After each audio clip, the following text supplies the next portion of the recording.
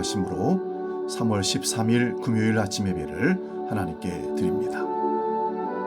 나는 전능하신 아버지 하나님, 천지의 창조주를 믿습니다. 나는 그의 유일하신 아들, 우리 주 예수 그리스도를 믿습니다. 그는 성령으로 잉태되어 동정녀 마리아에게서 나시고 본디오 빌라도에게 고난을 받아 십자가에 못 박혀 죽으시고 장사된 지 사흘 만에 죽은 자 가운데서 다시 살아나셨으며 하늘에 오르시어 전능하신 아버지 하나님 우편에 앉아 계시다가 거기로부터 살아있는 자와 죽은 자를 심판하러 오십니다. 나는 성령을 믿으며 거룩한 공교회와 성도의 교제와 죄를 용서받는 것과 몸의 부활과 영생을 믿습니다. 아멘.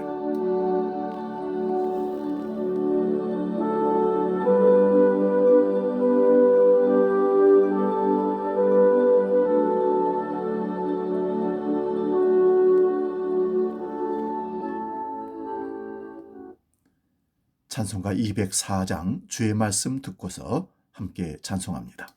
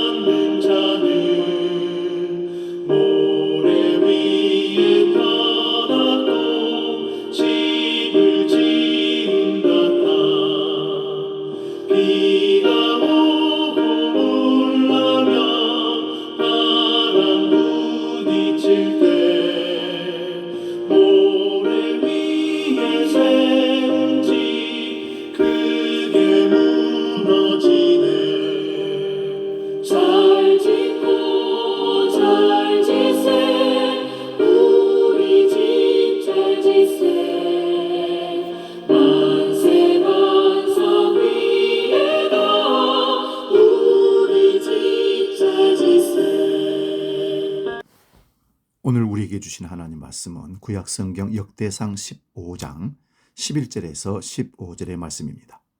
구약성경 633면에 있습니다. 역대상 15장 11절에서 15절 봉독할 때에 살아계신 하나님의 음성을 들을 수 있기 바랍니다. 지금 봉독합니다. 다윗이 제사장 사독과 아비아다를 부르고 또 레위 사람 우리엘과 아사야와 요엘과 스마야와 엘리알과 암미나답을 불러 그들에게 이르되 너희는 네 사람의 지도자이니 너희와 너희 형제는 몸을 성결하게 하고 내가 마련한 곳으로 이스라엘의 하나님 여호와의 궤를 메어 올리리라.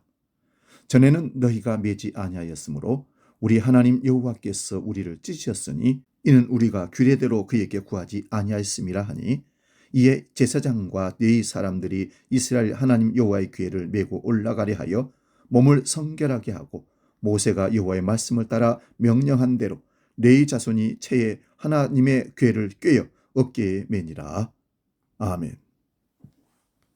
봉독한 말씀으로 열정보다 방법에 감동하시는 하나님, 이런 제목으로 말씀의 은혜를 나눕니다. 열정보다 방법에 감동하시는 하나님. 오늘 본문은 다윗이 왕이 되어 여부수 족속을 몰아내고 예루살렘을 정복하게 됩니다. 그리고 그 성을 다윗성으로 이름을 짓고 하나님의 언약궤를 모셔올 것을 계획하고 새 수레를 만들고 소를 준비하여 옮겨오다가 언약궤가 흔들린 것을 붙잡다가 우사가 죽는 일이 벌어져 그 일을 더 이상 하지 못하고 멈추게 됩니다. 그런데 법궤를 보관하던 집이 복을 받았다는 얘기를 듣고 다시 다윗이 옮겨와야겠다는 결심을 하고 법궤 옮기는 규례를 연구하여 일을 진행합니다. 오늘 본문은 인생의 뼈아픈 실패를 딛고 나서 다시 하나님의 법궤를 모셔오는 결정적 장면이 나옵니다. 앞선 첫 시도에서 다윗은 우사의 죽음이라는 비극을 겪으며 열정만으로는 부족하다는 사실을 철저히 깨달았습니다.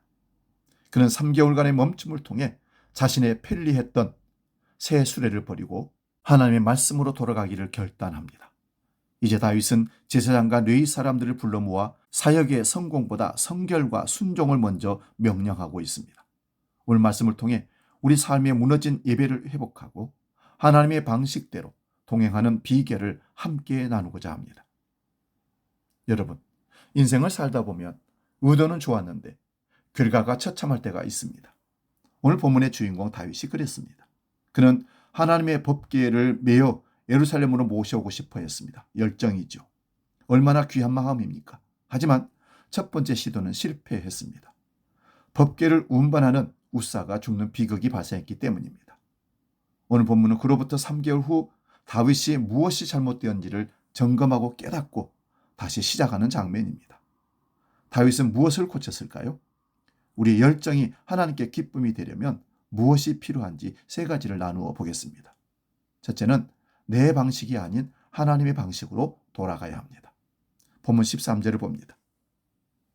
전에는 너희가 매지 아니하였으므로 우리 하나님 여호와께서 우리를 찢으셨으니 이는 우리가 규례대로 그에게 구하지 아니하였음이니라 하니, 다윗은 실패의 원인을 정확히 짚어냅니다. 이는 우리가 규례대로 그에게 구하지 아니하였음이라. 첫 번째 시도 때 다윗은 새 수레를 준비했습니다. 보기에는 깔끔하고 효율적이었죠. 하지만 하나님은 법궤를 수레가 아닌 윗사람이 어깨에 메라고 민수기 4장 15절에 명령했습니다. 우리는 종종 나의 열심, 나의 경험, 세상의 효율성을 가지고 하나님 일을 하려고 합니다. 그러나 하나님은 우리의 아이디어를 원하는 것이 아니라 순종을 원하십니다. 혹시 여러분도 내 뜻대로 인생의 수레를 끌다가 지쳐 있지는 않습니까? 다시 하나님의 말씀 규례로 돌아갈 수 있기를 바랍니다. 두 번째는 사역보다 성결이 우선이라는 사실입니다. 다윗은 지도자들에게 명령합니다. 12절입니다. 그들에게 이르되 너희는 내 사람 지도자이니 너희와 너희 형제는 몸을 성결하게 하고 내가 마련한 곳으로 이스라엘 하나님 여호와의 궤를 메어 올리라. 법궤를 옮기는 기술적인 방법보다 더 중요한 것이 있었습니다. 바로 법궤를 메는 사람들의 상태였습니다. 하나님은 더러운 손으로 만지려는 화려한 금수레보다 거룩한 사람이 어깨에 맨 소박한 장대를 더 기뻐하셨습니다. 하나님의 일 사역을 할 때 우리는 무언가 하는 것, doing에 집중합니다. 그러나 하나님은 우리가 어떤 존재, being인가를 관심 있게 보고 계십니다.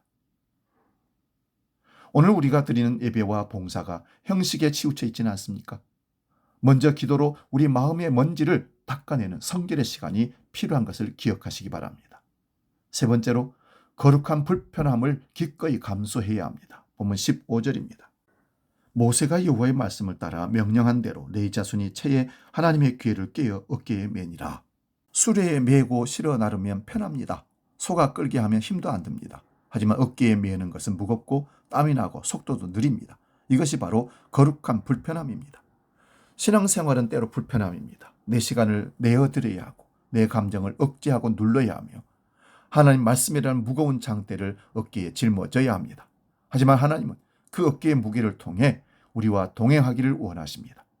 나에게 편한 신앙생활만 찾고 있지는 않습니까? 하나님이 원하시는 어깨의 사명을 기쁨으로 메는 저와 여러분 되시기를 바랍니다. 다윗은 이번에 자기 생각을 버리고 모세가 여호와의 말씀을 따라 명령한 대로 행했습니다. 그 결과는 어땠습니까?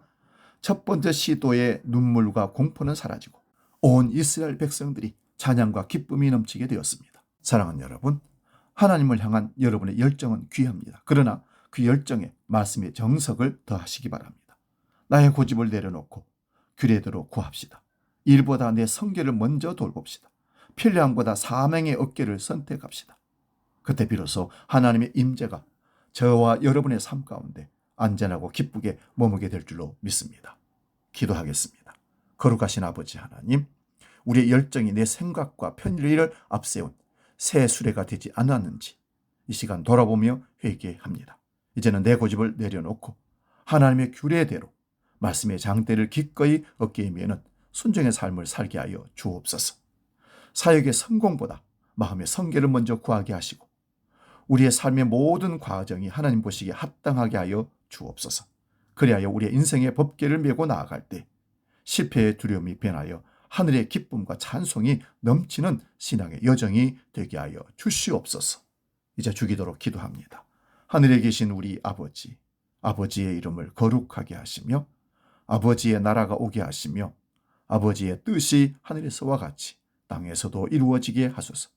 오늘 우리에게 일용할 양식을 주시고 우리가 우리에게 잘못한 사람을 용서하여 준 것 같이 우리 죄를 용서하여 주시고 우리를 시험에 빠지지 않게 하시고 악에서 구하소서.